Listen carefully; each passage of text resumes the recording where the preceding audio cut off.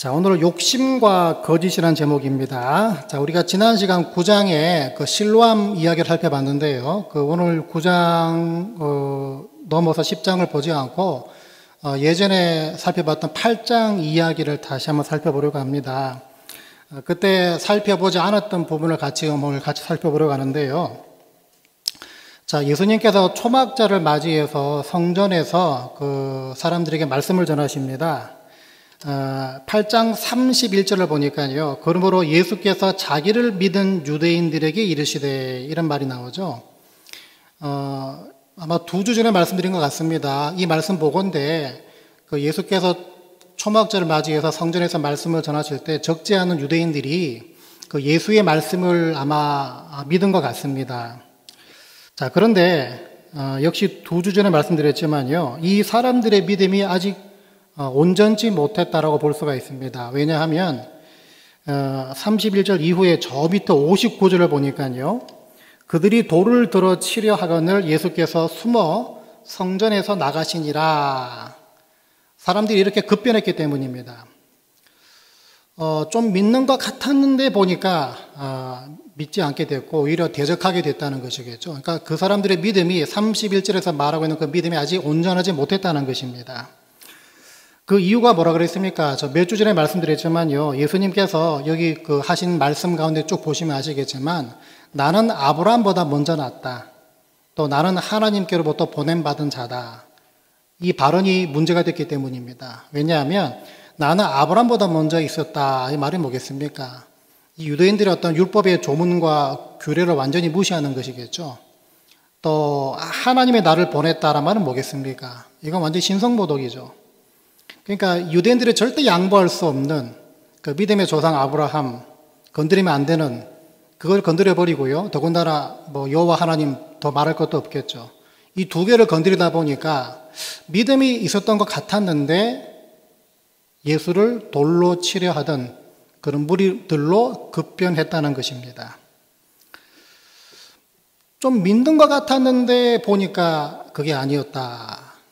이런 경우가 우리 현실 세계에서도 많이 종종 발생합니다. 야, 저 사람 좀 마음이 열리는 것 같았는데 보니까 아니었구나. 그런 경우 많이 있지 않습니까? 어떤 경우는요, 그 옛날보다 더 마음이 더 완고해져서 심지어 어떤 교인과 교회와 아예 담을 쌓고 또 연락을 아예 끊는 분들도 계십니다. 예전에 그 30대 그룹에서도요, 그 불신자였습니다. 전도 받고 교회를 몇 번 나왔고요. 심지어 한 2달 정도, 2번 정도, 그 30대 그룹 모임에도 또 참여하셨던 분이 계셨는데요. 그분과 이제 그 마지막쯤 대화해 보면, 마음이 좀 열리는구나. 복음이 좀 들어가는구나. 그걸 더 느낄 수 있을 만큼 굉장히 교회와 교인들한테 굉장히 호의적인 그런 모습, 그런 언행이 보였습니다. 자, 그런데 어느 때부터인가 갑자기 연락이 두절이 됐는데요. 그로부터 몇 달 후에 그 30대 그룹에 있는 한 가정이 저한테 와서 말씀하십니다. 목사님, 그분 혹시 연락처 아시냐고. 이상하게 그분이 밖에서 제 욕을 그렇게 하고 다닙니다. 그런 식으로 얘기를 하면서 아예 이제 관계가 끊어졌던 그런 경우도 있습니다. 뭔가 좀 믿는 것 같고 뭔가 좀 마음이 열리는 것 같은데 결국에는 그렇지 않은 상태로 돌아가는, 오히려 더 완고해지고 무슨 이유인지 모르지만 아예 교회와 교인들과 담을 쌓는, 오늘 이 사람들처럼 뭔가 믿음이 들어간 것 같았는데 온전치 못한 믿음으로 결국에는 예수를 대적하는 무리들로 급변하는, 우리 실생활 가운데 종종 그런 일이 발생할 수 있습니다. 자, 그러니까 이걸 통해 우리가 알 수 있는 게 뭐냐면요. 예수를 믿게 되는 어떤 계기와 이유가 참 다양한데 그 다양한 만큼 예수를 안 믿고 예수로부터 등을 돌리고 교회와 교인들과 담을 쌓는 그 계기와 그 이유도 굉장히 다양하다는 것입니다. 자, 그런 의미에서 오늘 본문은요. 말씀을 들을수록 더 완고해지고 더 분노하고 급기야 등을 왜 돌리는가? 이 질문의 어떤 그 답을 어렴풋이나마 볼 수 있는 그런 내용이 아닐까라 생각합니다. 자, 예수님께서 먼저 43절에서 유대인들한테 너희들이 내 말을 깨닫지 못하고 들을 줄 알지 못한다라고 말씀하십니다. 여러분, 하나님 말씀을 들어도 듣지 못하고 깨닫지 못하는 가장 근본적이면서 가장 포괄적인 이유, 그 이유가 뭐 여러 가지 말로 말할 수 있겠지만 사실 여기 47절에 딱 정의가 되어 있습니다. 원래 하나님께 속한 자가 아니기 때문에 아무리 하나님 말씀을 들어도 깨달을 수 없고 들을 수가 없다는 것이겠죠.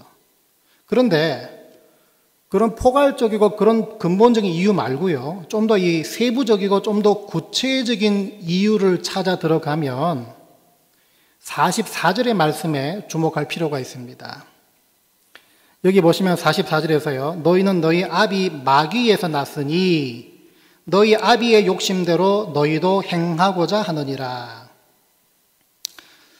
여기서 주목할 단어가 하나 있습니다. 욕심이라는 단어입니다. 욕심이라는 단어. 근데 욕심이라는 단어가요, 통상 나쁜 어떤 감정을 말하는 것이 아니라 좀 더 세부적으로, 좀 더 구체적으로 뜻하는 그런 욕심이라는 단어인데요. 이게 헬라어로 에피디미아라는 말을 씁니다. 에피디미아. 에피디미아라는 욕심이라는 단어가 무슨 뜻을 갖고 있냐면요. 탐심 혹은 사욕, 탐심과 사욕을 인위적으로 만들어내고 지어낸다라는 뜻을 갖고 있습니다. 그냥 뭐 탐심, 그냥 사욕이 아니라 이것을 인위적으로 만들어내고 지어낸다. 이것이 바로 에피디미아라는 그런 단어인데요. 여러분, 인위적으로 뭘 만들어낸다, 인위적으로 뭘 지어낸다라는 그 말 가운데는 어떤 과정이 들어가 있겠습니까? 인위적으로. 인위적이라는 말이 쉽게 말하면 뭡니까?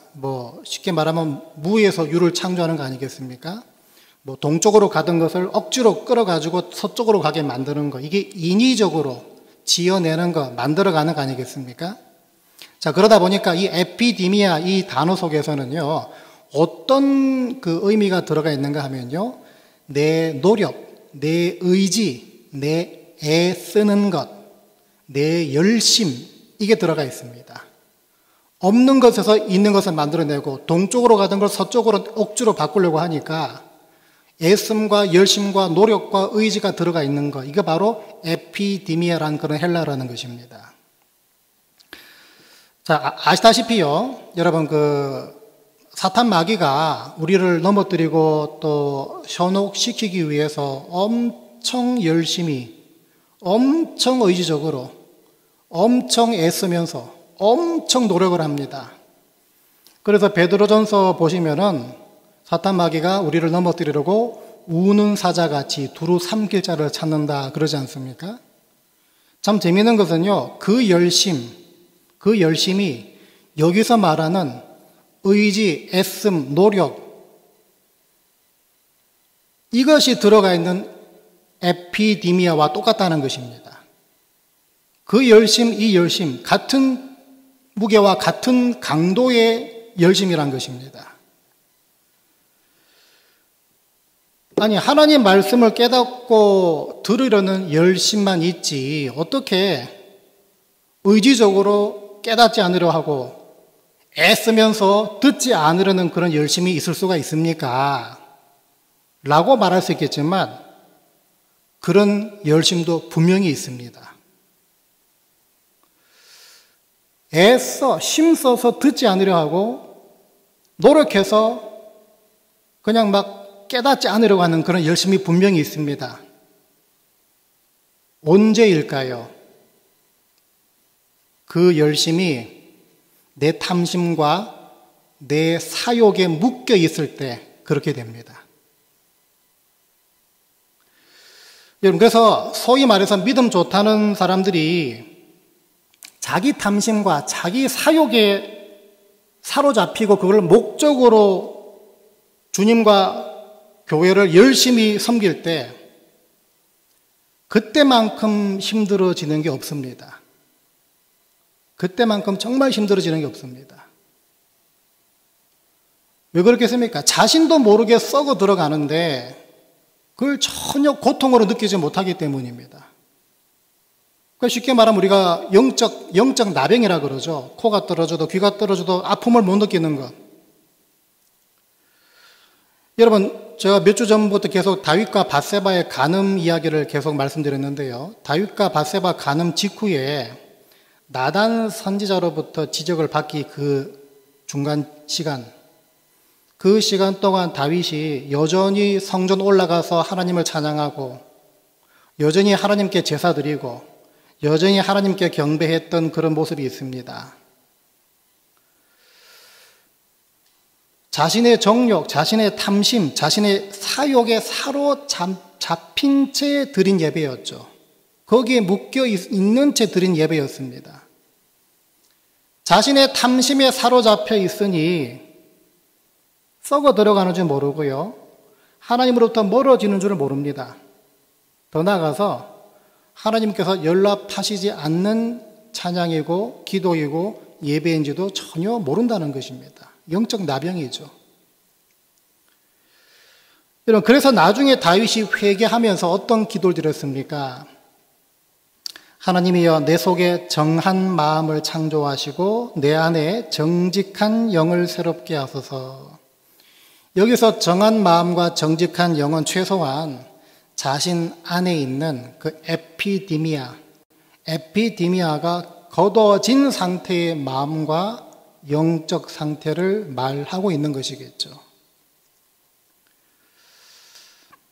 제가 오래전에 청년들 섬길 때요, 그 청년부 안에 하루는 그렇게 열심히 교회에 출석하는 건 청년도 아니었는데 갑자기 열심을 내는 청년이 있었습니다. 그 연말 총회 때 자기가 직접 손을 들면서 내가 총무하겠다 이런 열심을 품었던 청년이었는데요. 이 청년이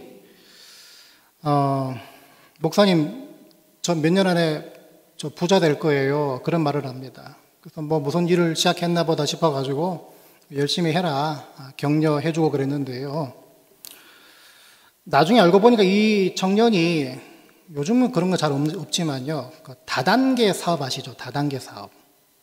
다단계 사업에 아주 깊이, 그것도 팀장이라는 어떤 그런 위치로서 깊이 몸 담고 있던 상태였습니다.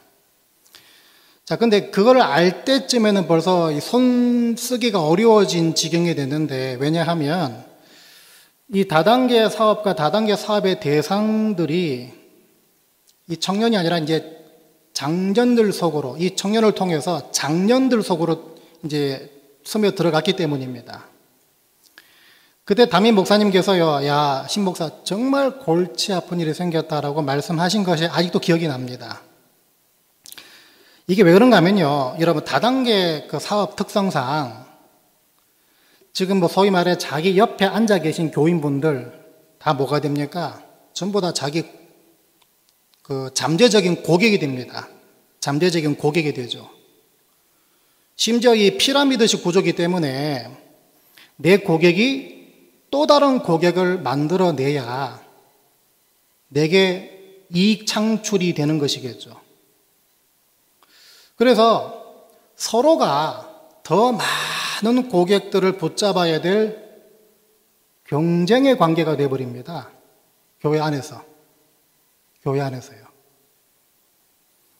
그럼 상상해 보세요. 이렇게 평온하게 예배 드리고 있는데 실상은 여기 앉아 계신 분들, 많은 분들이 마음속에 뭐가 들어가고 있습니까? 돌아가고 있습니까? 아, 내가 예배 마치고 내가 저 사람보다 저 김 집사한테 빨리 달려가서 좀 얘기해 봐야겠다. 이런 눈에 보이지 않는 그 경쟁 관계, 이런 것들이 돌아가기 시작합니다. 겉으로 볼 때는 다 같이 평안하게 예배 드리고 있는데 속을 들여다보면 그렇지 않다는 것입니다. 그러니까 그 예배 때 앉아 나와 있은들 말씀이 들어오겠습니까? 그런 분들이 겉으로 보기에는요, 아까 말씀드렸던 그 청년처럼 엄청 열심을 냅니다. 사람들에게 다 호의적이고요. 폭넓게 교제하고 간 쓸게 다 빼줄 것처럼 서로 섬겨줍니다. 겉으로 볼 때는요. 근데 껍데기를 벗겨보면요. 내 이익, 내 돈벌이, 내 이익과 내 돈벌이라는 그 탐심, 그 사욕이 하나님 말씀을 깨닫고 듣는 것보다 앞서 있는 걸 보게 됩니다. 여러분, 그래서 교회 안에서 뭔가를 열심히 한다. 좋은 것입니다. 열심히 봉사하고 열심히 섬기고 열심히 헌신한다. 다 좋은 일입니다. 그런데 그 열심과 그 헌신, 그 봉사 때때마다 점검하고 확인해야 합니다. 내 열심과 내 봉사와 내 헌신의 그 출처가 어딘지를 정확하게 점검하고 확인해 봐야 합니다. 만일에 그 열심이 본인은 물론이고 다른 사람들로 하여금 하나님 말씀을 깨닫지 못하게 만들고 하나님 말씀을 듣지 못하게 만들고 더 나아가서 자신도 모르게 이곳저곳에서 여러 관계들을 무너뜨리고 있다면 차라리 그 열심, 그 헌신, 그 봉사 중단하는 것이 더 맞다는 것입니다. 제가 개인적으로 요즘 교회 안에서 걱정되는 게 하나가 있는데요. 교회는 왔는데 우리 어린 자녀들 돌보느라 예배를 전혀 드리지 못하고 있는 젊은 부부들이 참 좀 걱정 아닌 걱정이 되고 있습니다. 뭐 그래도 살짝 들어오면서 어떻게든 예배 좀 드려보겠다고 하는 분도 계시고 뭐 두 분 중에 한 분이라도 들어오셔가지고 예배 드리는 애쓰는 분들도 많이 계시지만 그래도 상당수 적지 않은 젊은 가정 가운데 아기 돌보느라 교회는 왔는데 예배는 전혀 드리지 못하고 그냥 왔다 가는 분들이 꽤 계십니다. 좀 구닥다리 얘기 같은데요. 한 20년 전쯤만 해도 새벽에 그 자는 애기 둘러 업고 나와가지고 의자에 앉혀놓고 눕혀놓고 아니면 그 엄마 무릎에 눕혀놓고 애 재우면서 열심히 기도하고 예배 드리는 그런 젊은 얼마들 여러 교회 여러분들이 계셨던 적이 있죠. 근데 요즘 시대는 잘 그렇지 않습니다. 요즘은 좀 그러지 않은 것 같아요. 그렇게라도 간절히 매달리고 기도하는 그런 젊은 엄마들이 종종 계셨던 때가 한 20년 전쯤인 것 같아요. 제가 너무 과장하고 너무 좀 부정적으로 말하는 건지 모르겠지만은 요즘은 좀 그렇지 않은 것 같습니다. 하나님 없이도 잘 살겠다는 자신감이 있는 건지 어디 믿는 곳에 따로 있는지 모르겠지만 요즘 그렇지 않습니다. 여러분, 내 자식이 귀하다는 그 마음 절대로 나쁜 마음은 아니지만 때로는 그게 하나님 말씀으로부터 멀어지게 만드는 매개체가 된다면 그건 또 다른 모습의 에피디미아라는 것입니다. 또 다른 모습의 에피디미아라는 것입니다. 여러분, 그래서 제가 말씀드리고자 하는 것은요, 내가 하나님 앞으로 나오기 전에 먼저 늘 나 자신을 조심스럽게 하지만 면밀히 살펴보셔야 합니다. 주님, 내 안에서 에피디미아를 거두셔서 깨끗하고 정결한 마음을 주세요. 하나님 말씀을 가로막고 있는 깨닫지 못하게 만들고 들리지 못하게 만드는 것들 이것 좀 하나님 치워주세요. 이 기도를 드리면서 용케 숨어있는 여러분 안에 있는 사욕과 탐심과 섞여있는 그 에피디미아를 찾아내셔야 될 줄 믿습니다. 왜 그렇습니까? 하나님 말씀을 듣고 깨닫는 것의 첫 걸음이기 때문입니다. 그 과정 없이, 그 작업 없이 함부로 예배에 뛰어들지 마시기 바랍니다. 그 과정을 반드시 거쳐야 합니다. 제가 한국에 자라왔던 모 교회가요, 좀 특수한 상황의 교회였는데요. 소위 말해 대학교 안에 있는 교회였습니다. 대학교 안에 있는 교회였는데, 물론 캠퍼스 안에 있는 교회라고 해서 다 그런 건 아니겠지만, 하필 제가 그때 한 고등학교 때인가 그때 같은데요. 고등학교 때 그 교회 성가대 지휘자 집사님으로 그 대학교 음대 교수님이 오셨습니다. 그 지휘자로 그 대학교 음대 교수님이 부임하시다 보니까 몇 주 있다가 정말 희한한 일이 생기기 시작했습니다. 정말 희한한 일이 생기기 시작했는데 그 성가 대원들이 점점 늘어나는 것입니다. 그리고 이 성가 대원들 목소리가 그 집사님 부임하시기 전보다 굉장히 천상의 목소리 좀 들리는 것입니다. 알고 보니까 그 지휘자 집사님, 그 음대 교수님이셨던 그 지휘자 집사님 한 분 보고 성악과 학생들이 그 성가대로 몰려온 것입니다. 뭐 덕분에 매 주일 귀가 즐겁습니다. 어디 로마, 이탈리아 그런 데 가면은 그 한인교회 성가대가 그냥 세계적인 수준이라 그러지 않습니까? 그런 것처럼 매주일 귀가 즐겁습니다. 굉장히 수준 높은 그런 성가곡을 듣는 것 같기도 하고요. 그런데 동시에 문제가 생겼습니다. 그 음대 교수님이신 지휘자 집사님께 잘 보이려고 또 웬만하면 솔로로 나서려는 그 학생들, 음대 학생들, 성악 학생들 간에 경쟁, 질투가 생기기 시작합니다. 저희 누님이 그 당시 성가대 반주를 하고 계셨는데 이 고등학생인 저희 눈에도 그게 다 보이니까 제가 누님한테 그런 말을 했습니다. 저 성가대 언젠가 큰일 난다. 저 성가대 언젠가 정말 큰일 난다. 그런 말을 했습니다. 왜냐하면 여러분 뻔하지 않습니까? 하나님께 예배 드리러 왔는데 다른 것에 신경 쓰고 다른 것에 초점 맞추고 다른 것에 관심을 가진다. 아무리 예배 때마다 하나님 말씀을 듣거나 심지어 성가대로 봉사하더라도 결국에는 하나님 말씀을 깨닫지 못하는 거 아니겠습니까? 하나님 말씀이 들려줘도 들려지지 않는 거 아니겠습니까? 그때 그 성가는 뭡니까? 올려드리는 예배가 아니라 그냥 저들만의 퍼포먼스죠. 주님께서 44절 중반부터 이렇게 말씀하십니다. 진리가 그 속에 없으므로 진리에 서지 못하고 거짓을 말할 때마다 제 것으로 말하나니 이는 그가 거짓말쟁이요 거짓의 아비가 되었습니다. 이 말씀을 그대로 새 번역본에서 뭐라고 말하나 보니까요. 또 그는 진리 편에 있지 않다. 사탄마귀죠. 그것은 그 속에 진리가 없기 때문이다. 그가 거짓을 말할 때는 본성에서 그렇게 하는 것이다. 그는 거짓말쟁이며 거짓의 아비가 되기 때문이다. 한마디로 사탄마귀는요, 진리에 서지 못하는 거짓말장이라는 것인데 결국 자신의 사욕과 자신의 탐심으로 가득 찬 채 말씀 듣겠다고 앉아있는 분들은 누구를 속이고 누구에게 거짓말하고 있다는 말이겠습니까? 자신과 하나님이죠. 자신과 하나님입니다.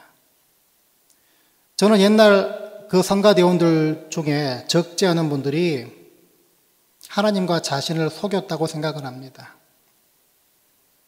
그러니까 세례 받은지 안 받은지 확인도 안 하고 그냥 막 몰려오니까 다 성가대어 다 세우고 그러지 않았습니까? 그랬습니다.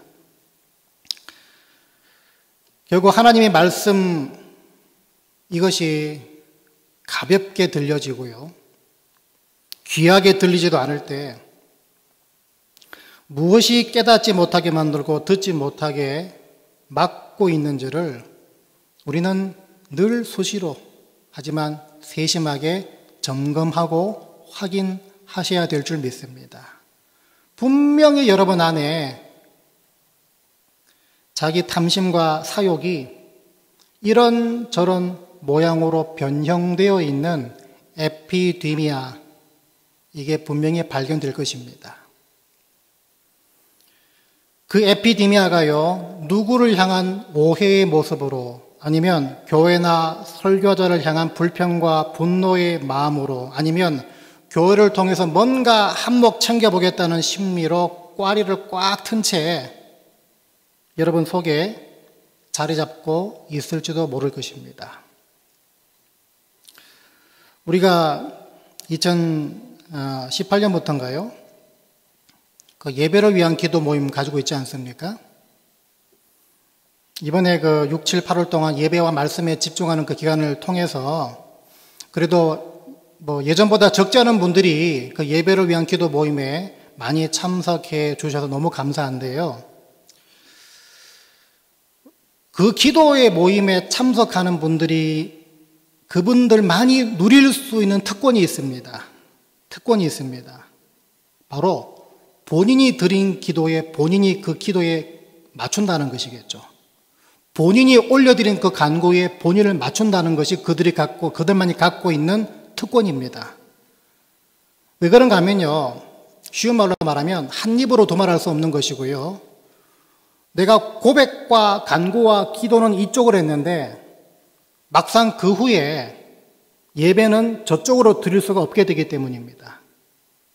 그러니까 예배를 위한 기도 모임 때 함께 올려드린 모든 기도에는요, 내가 그 기도에 묶여 있는 상태가 되는 것이고, 그 기도 직후, 그 모임 직후부터 드려지는 모든 예배는요, 내가 올려드린 그 간구와 고백에 나를 맞추게 된다는 것입니다. 이게 그들만이 가질 수 있는 특권입니다. 가령 예를 들면요, 우리가 늘 기도하지 않습니까? 믿음 없는 분들이 예배 찾아와서 믿음을 가질 수 있도록 도와주세요. 기도하지 않습니까? 그런 기도를 함께 올려드렸다면요, 어떤 식으로 묶여지고 어떤 식으로 본인이 그 기도 간구에 맞춰지겠습니까? 예를 들면요, 예배 후에 만일에 불신자분들과 여러분들이 그런 대화를 한다. 같이 예배 드렸던 그 불신자분과 여러분들이 만일에 교제하고 대화하는 기회를 가진다 그러면 최소한 여러분들은 말 조심해야지, 덕스럽게 얘기해야지, 남 흉 안 봐야지, 최소한 그런 모습으로 여러분들이 올려드렸던 기도와 간구에 여러분들을 맞춰가게 되는 것입니다. 그러지 않겠습니까? 기도는 하나님 그렇게 믿음 주세요 해놓고, 그분들한테 믿음 선물로 주세요 해놓고, 예배 마치고 막상 내가 이상한 말하고 흉한 말하고 덕이 되지 않는 말하는 바람에 나 때문에 그 사람들한테 믿음의 선물로 흘러 들어가지 못하는 그런 모양새가 된다면 이건 내가 기도 그냥 거짓말한 거 아닙니까? 본이 되지 못하더라도 최소한 해가 되지 않거나 하나님께서 믿음 주시는 그 길을 내가 가로막지 않으려는 그 모습이 최소한 예배 직후에 나오는 거 아니겠습니까? 그러면 그게 뭡니까? 내가 드린 간구와 고백과 기도에 나를 맞춰가는 것이죠. 우리가 예배 전에 기도할 때도 같은 논리가 적용되어야 합니다. 그래서 여러분들이 하나님, 욕심, 탐욕, 거짓의 영을 나로부터 거둬주세요. 내 안에 정한 마음, 정직한 영을 허락해 주세요. 이 기도 제목으로 여러분들이 무장하고 기도하셨다면 여러분 눈에는요, 내 안에 있는 에피디미아가 보여야 합니다. 그런 식으로 여러분들이 드린 기도에 맞춰 가야 됩니다. 여러분, 바라기는요, 그런 식으로 내 유불리를 따지지 않고요, 쉽게 말해 계산하지 않는 순전한 믿음으로 예배 자리로 나오시고 하나님이 여러분 마음에 마음껏 그림 그리실 수 있도록 여러분 깨끗한 도화지를 늘 준비하는 분들 다 되시길 바랍니다. 그러기 위해서 나의 사욕을 향한, 나의 탐심을 향한 에피디미아가 뭔지를 집요하게 찾아내는 분들 되시기 바랍니다. 그게 나의 잡입니다. 내가 그 잡을 할 때 하나님께서 역사해 주십니다. 에피디미아를 찾아내고 하나님께서 거두어 주셔서 나와 하나님을 속이고 기만하고 거짓말하는 게 없는지를 한번 살펴보시기 바랍니다. 그런 식으로 하나님 말씀을 밝히 깨달아 알게 되고 하나님 말씀이 들려지는 그 은혜를 경험하셔서 주님으로부터 절대 떠나지 않는, 믿는 것 같았는데 알고 보니 아니었구나, 이게 아니라 주님으로부터 계속 떠나지 않고 주님으로부터 계속 돌아서지 않는 분들로 살아가게 되시기를 주의 이름으로 간절히 축원드립니다.